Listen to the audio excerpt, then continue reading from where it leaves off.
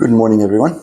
So it's Wednesday of Holy Week, and between today and tomorrow, there's a lot that happens in the life of Christ, and there's a lot that happens in our lives in terms of the liturgy.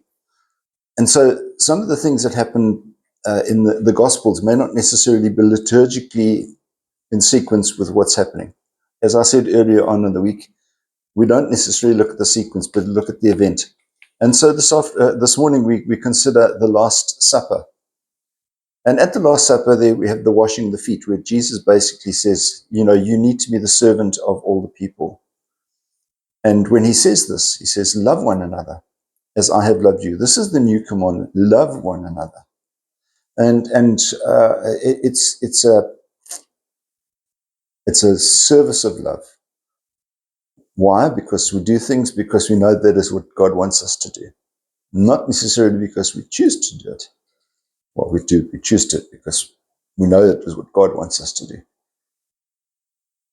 But we are given this challenge, and when we respond to the challenge, even if it's something that may be not in our nature, then we're demonstrating our love. When you stop in the streets and you give to a poor person something unexpectedly, perhaps not even unexpectedly to yourself. I was once delighted when I got out of the car at the hypermarket, and there was a lady running up the parking lot, and I thought, now where's she going to? And there was this vagrant walking across the parking lot, had not been begging at all, was just heading on the way out.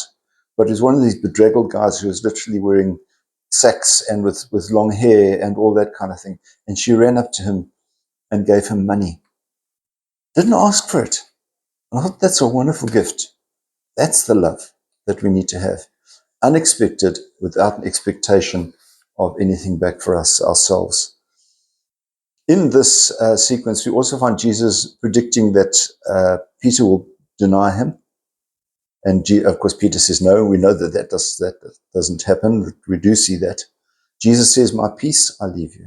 And there he's gearing himself up for being put to death. And he says, I leave you my peace.